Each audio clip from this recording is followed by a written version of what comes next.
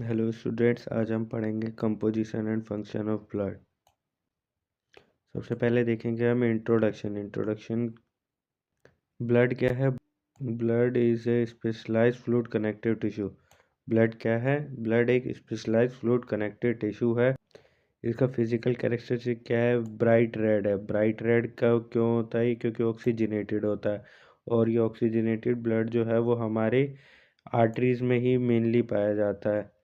और dark red का होता है डीऑक्सीजनेटेड ब्लड होता है, जो कि वेन में होता है हमारे। और जो इसका पीएच है वो 7.35 से लेके 7.45 तक होता है, स्लाइटली एल्कलाइन होता है। और ये जो पीएच है वो रेगुलेट कौन करता है? बफर करता है एक, जिसका नाम है सोडियम बाइकार्बोनेट बफर। और इसका वॉल्यूम कितना है?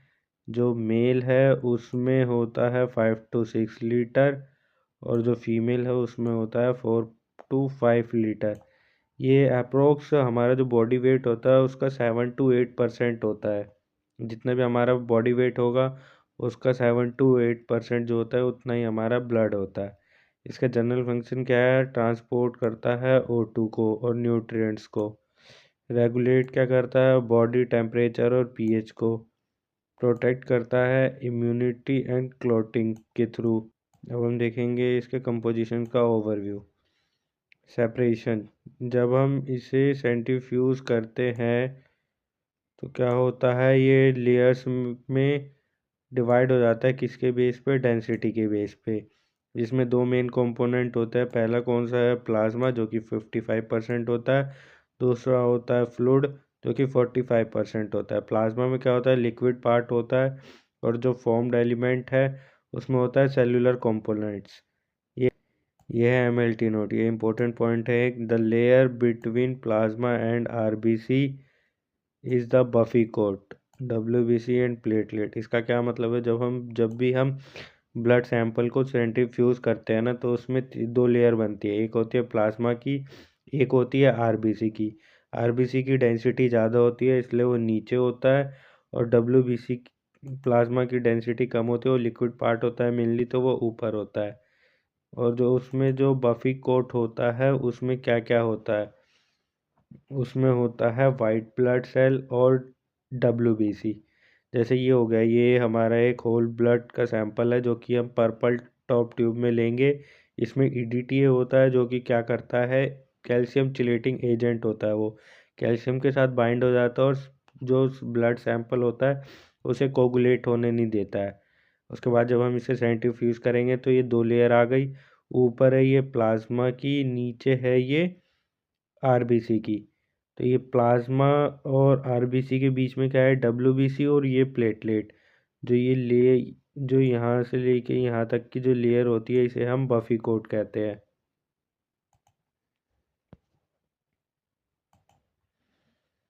जैसे ये देखो, ये प्लाज्मा प्लाज्मा कितना है? अप्रोक्सीमेट 55% है। हेल्प काम क्या है इसका? Transport of nutrients, ion and waste. Buffy coat जो होता है 1% से भी कम होता है। इसमें WBC है और प्लेटलेट है। पैक्ड सेल्स में क्या होता है? RBC होता है, जो कि हीमोग्लोबिन को कंटेन करता है, जो कि क्या काम करने में हेल्प करता है? हमारी O2 की ट्रांसपोर्टेशन में। अब हम देखेंगे plasma, the liquid matrix. Composition क्या है? 91% तो ये वाटर ही होता है इसमें, और 9% सॉल्यूट होता है। उसमें भी क्या क्या होता है? प्रोटीन होता है, इलेक्ट्रोलाइट्स होते हैं, गैसेस होते हैं, और ये वेस्ट होता है इसमें। की प्लाज्मा प्रोटीन कौन से हैं? एल्बुमिन है, ग्लोबुलिन है, और फिब्रिनोजेन है। एल्बुमिन का मेन काम क्या है? मेंटेन करना क्या? ऑस्मोटिक प्रेशर को। और जो ग्लोबुलिन है वो एंटीबॉडीज बनाती हैं, जैसे कि इम्यूनोग्लोबुलिन्स कितने टाइप के होते हैं? 5 टाइप के होते हैं। IgG, IgA, IgM, IgE, IgD। Fibrinogen का क्या काम होता है? फिब्रिनोजेन जो होता है वो हमें हेल्प करता है ब्लड क्लॉटिंग में।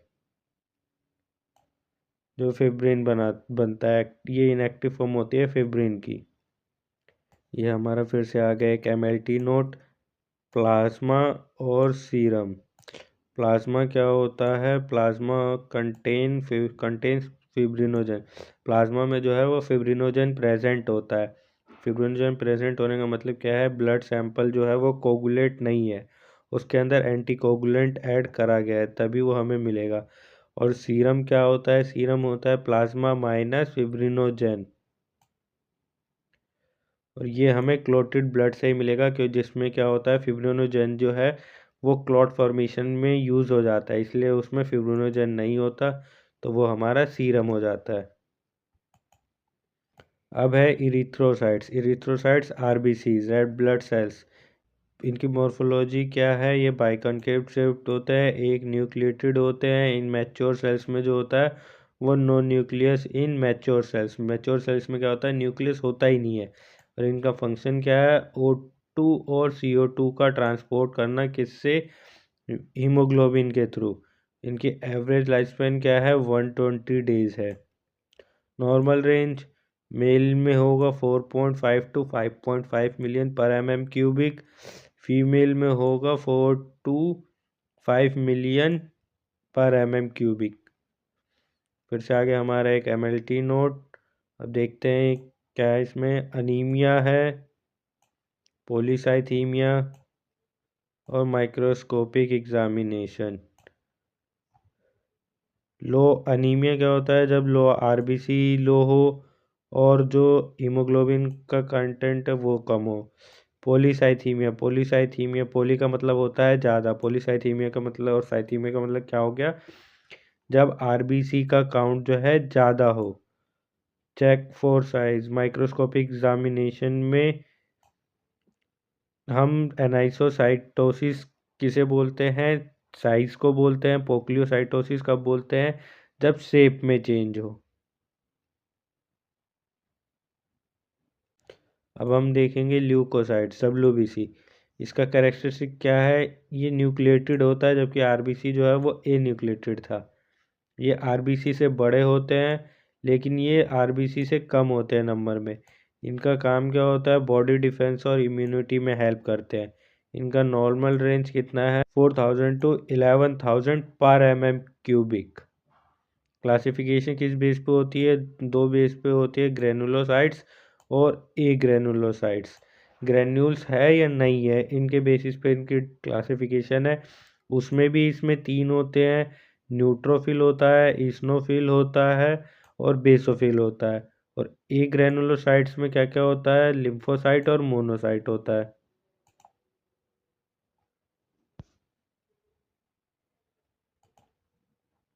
ये जो है ये न्यूट्रोफिल है, ये मल्टीलोब्ड है, न्यूक्लियस है। ये इस्नोफिल है, ये बेसोफिल। ये लिम्फोसाइट। लिम्फोसाइट में मैक्सिमम जो न्यूक्लियस होता है वो उसके पूरे सेल को ही कवर कर लेता है।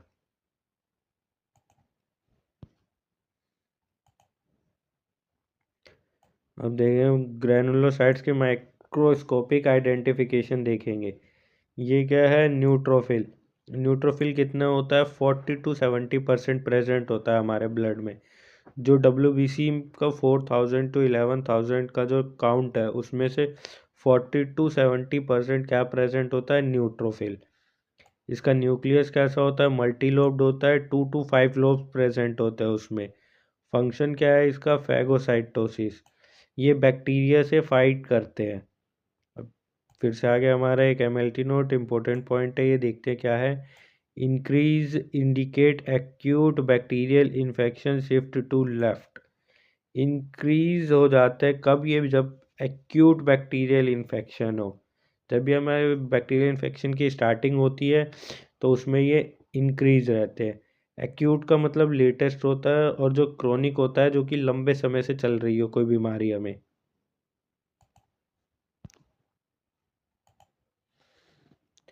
अब इस्नोफिल ये कितना होता है? 1 to 6% होता है। न्यूक्लियस कैसा होता है इसका? बाइलोब्ड होता है, स्पेक्टिकल शेप का होता है, जैसे चश्मे की शेप होती है उस शेप में इसका जो न्यूक्लियस होता है वह होता है। साइटोप्लाज्म जो होता है इसका रेड ऑरेंज या फिर कोर्स ग्रेन्यूल्स प्रेजेंट होते हैं उसमें। फंक्शन क्या है, पैरासिटिक इन्फेक्शन और एलर्जिक में हेल्प करता है, मतलब रोकने में हेल्प करता है। अगर हमें पैरासिटिक इन्फेक्शन है या एलर्जी है तो उसमें जो है इस्नोफिल का काउंट बढ़ जाएगा। अगला है बेसोफिल, ये सबसे कम होता है, लीस्ट अबंडेंट होता है, 1% से भी कम होता है हमारे बॉडी में क्या, ब्लड में भी। अब साइटोप्लाज्म कैसा है इसका, deep blue purple granule obscuring the nucleus. Function क्या है इसका, हिस्टामिन और हेपेरिन रिलीज करता है। किस केस में, जब बॉडी में कहीं इन्फ्लेमेशन होती है। हेपेरिन जो है वो नेचुरल एंटीकोगुलेंट है।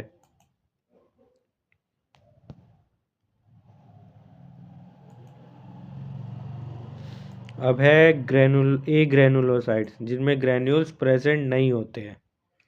अभी हमने देखा था ग्रेनुलोसाइट्स। अब है ये लिम्फोसाइट्स। लिम्फोसाइट्स कितने होते हैं, 20 to 40% होते हैं। इनकी मॉर्फोलॉजी क्या है, लार्ज होते हैं, round shape nucleus taking up the most of the cell. मैंने अभी बताया था इमेज में, जो इसका जो लिम्फोस न्यूक्लियस होता है वो उसके पूरे सेल में ही कवर करके रखता है, पूरे सेल को ही पूरे में होता है। साइटोप्लाज्म बहुत कम होता है। इसके दो टाइप होते हैं, टी सेल जो होता है ये वायरल डिफेंस के लिए होता है, बी सेल जो होता है वो एंटीबॉडी की प्रोडक्शन में हेल्प करता है। और ये जो लिम्फोसाइट्स होते हैं वो इंक्रीज हो जाते हैं वायरल इन्फेक्शन के केस में। अब है मोनोसाइट, जो कि 2 to 8% होते हैं। इनकी मॉर्फोलॉजी क्या है, ये जो है मोनोसाइट जो है सबसे बड़ा WBC है। किडनी शेप या हॉर्सशू शेप इसका न्यूक्लियस होता है। इसका काम क्या है, मैक्रोफेज और क्लीन अप डेब्रिस, गंदगी साफ करने के काम आता है। अगला है हमारा प्लेटलेट थ्रोम्बोसाइट्स। इनकी मॉर्फोलॉजी क्या है, ये स्मॉल होते हैं, बहुत छोटे सेल्स होते हैं, इरेगुलर सेल फ्रेगमेंट्स होता है इनका, और ये ए न्यूक्लिएटेड होते हैं, इसमें न्यूक्लियस भी नहीं होता, और ये फ्रेगमेंट्स होते हैं किसी सेल के। अब वो कौन सा सेल है, वो सेल है mega karyocytes in bone marrow. जो मेगा कैरियोसाइट्स प्रेजेंट होता है बोन मैरो में, उसके ही फ्रेगमेंट्स से ये बनते हैं। इनका नॉर्मल रेंज कितना है, 1.5 लाख to 4.5 लाख पर mm क्यूबिक। फंक्शन क्या है इसका, काम क्या करता है, ये हीमोस्टेसिस करवाता है, ब्लीडिंग को स्टॉप करता है और प्लेटलेट प्लग फॉर्मेशन करता है। ये आगे फिर से हमारा एक MLT नोट इम्पोर्टेंट पॉइंट दिख लेते हैं, क्या है, थ्रोम्बोसाइटोपिनिया। जहाँ भी पीनिया वर्ड आएगा इसका मतलब लो होता है, और जहाँ भी साइटिस आए इसका मतलब ज़्यादा। पीनिया, थ्रोम्बोपीनिया क्या है, लो काउंट है, और ये लो काउंट कब होता है, डेंगू और ब्लीडिंग डिसऑर्डर में। और थ्रोम्बोसाइटोसिस साइटोसिस का मतलब ज़्यादा, तो इसमें क्या होगा, हाई काउंट हो जाएगा, जिसकी वजह से क्लोटिंग का रिस्क बढ़ जाएगा।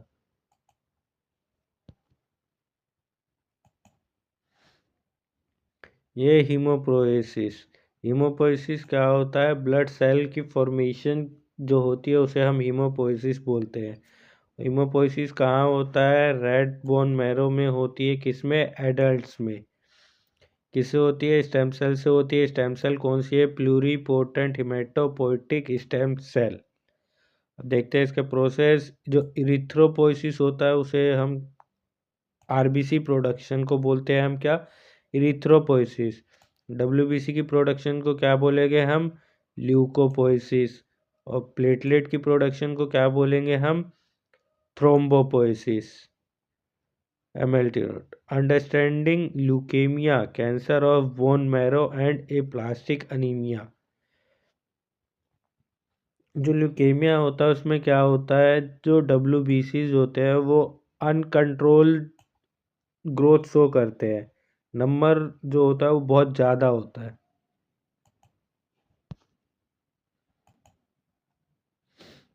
ये है CBC हमारे लैब के हिसाब से बहुत इम्पोर्टेंट होता है।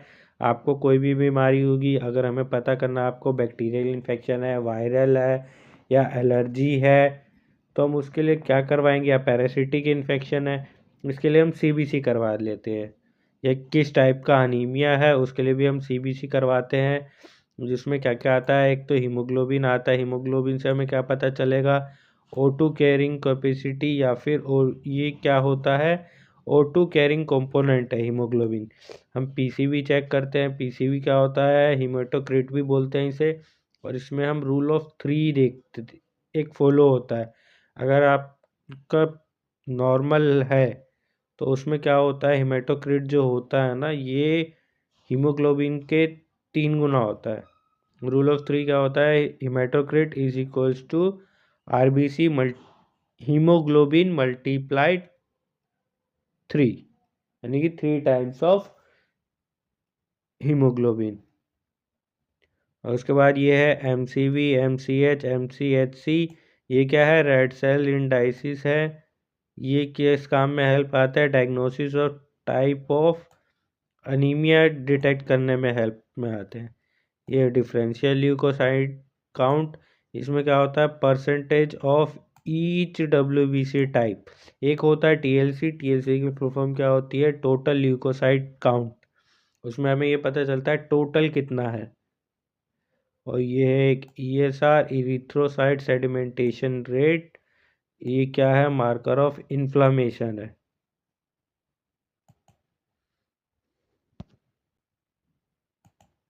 अब है कुछ क्वेश्चंस जो भी हमने अभी तक पढ़ा उससे रिलेटेड कुछ क्वेश्चंस है, ये हम रेगुलर करेंगे।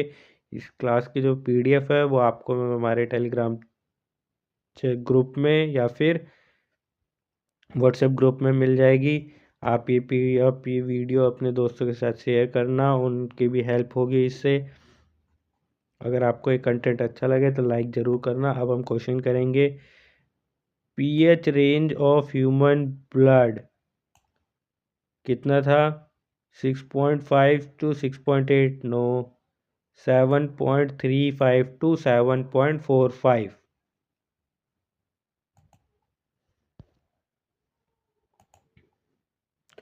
When blood is centrifuged, what two cellular component of the buffy coat layer between plasma and the RBCs? जो भी हम सेंट्रीफ्यूज करते हैं तो जो सेलुलर कंपोनेंट जिससे बफी कोट बनता है वो क्या क्या होता है, इरिथ्रोसाइट एंड ल्यूकोसाइट्स होते हैं, नहीं। एल्बुमिन या फेब्रिनोजेन होते हैं, नहीं। वो क्या होते हैं, ल्यूकोसाइट और प्लेटलेट्स होते हैं। नेक्स्ट क्वेश्चन है कि plasma protein primary responsible for maintaining blood osmotic pressure. Blood osmotic pressure के लिए कौन सा इम्पोर्टेंट है, प्रोटीन। ग्लोबुलिन, नहीं। ग्लोबुलिन का क्या काम है, ये इम्यूनोग्लोबुलिन्स बनाते हैं और जो कि इम्यूनिटी और एंटीबॉडीज़ बनाने में हेल्प करते हैं। अगला है फिब्रिनोजेन, ये भी नहीं है क्योंकि ये किस में हेल्प करता है, क्लोटिंग में। हेपेरिन, हेपेरिन क्या है, एक नेचुरल एंटीकोगुलेंट है जो कि हमारे ब्लड में प्रेजेंट होता है। हमारा आंसर है D, albumin.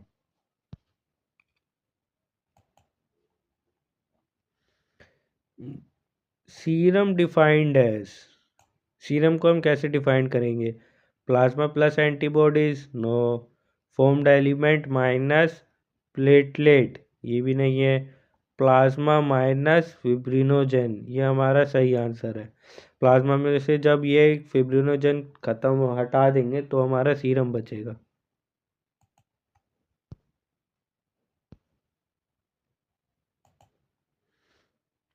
What is the approximate life span of RBC या इरिथ्रोसाइट। 30 डेज नहीं होता है, 60 डेज भी नहीं होता, 90 डेज भी नहीं होता है, ये हमारा होता है अप्रोक्स 120 डेज। नेक्स्ट क्वेश्चन है, morphological characteristic describe a mature erythrocyte. एक मैच्योर जो आरबीसी होता है उसका क्या मॉर्फोलॉजिकल कैरेक्टरिस्टिक होता है, किडनी शेप्ड न्यूक्लियस, नहीं। मल्टीलोब न्यूक्लियस, ये भी नहीं, ये तो न्यूट्रोफिल का होता है। हाँ, ये होता है बाइकनकेव डिस्क शेप और एन्यूक्लिएटेड, इसका न्यूक्लियस नहीं होता है, बाइकनकेव शेप का होता है ये। नेक्स्ट क्वेश्चन है which type of blood white blood cell has a multi lobe nucleus 2 to 5 lobe and primarily perform phagocytosis to fight bacterial infections। Bacterial infection से फाइट करने के लिए फैगोसाइटोसिस का करता है और मल्टीलोब्ड है जो कि है न्यूइस्नोफिल। नहीं, ये एलर्जी के केस में हाई होता है। बेसोफिल ये भी नहीं है। न्यूट्रोफिल है हमारा आंसर।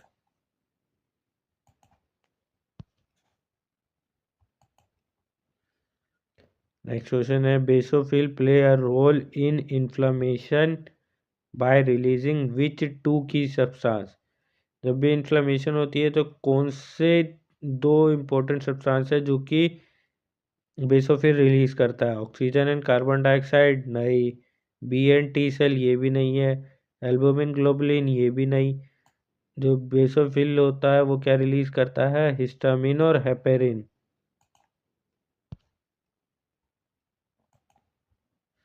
नेक्स्ट क्वेश्चन है which type of A granulocyte is the largest WBC has a kidney horseshoe shaped nucleus and differentiates into macrophage। Largest WBC कौन सा है हमारा? मोनोसाइट।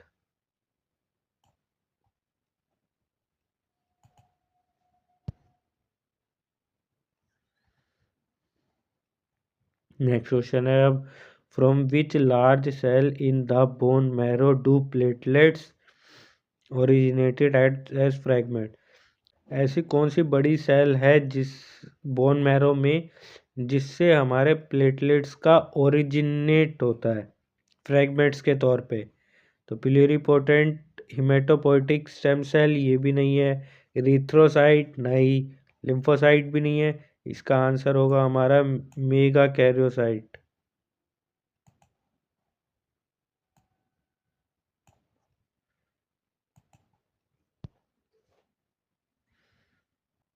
ये रहे आंसर की, आप लोग चेक कर लेना। अगर आपको मेरी क्लास अच्छी लगी होगी तो अपने दोस्तों को भी शेयर करना, लाइक करना, कमेंट करना और चैनल को सब्सक्राइब कर लेना। अगर इस टॉपिक के रिगार्डिंग आपका कोई भी डाउट रहेगा उसे कमेंट कर देना, मैं उसका ज़रूर रिप्लाई दूंगा। Thank you so much and तक बने रहने के लिए।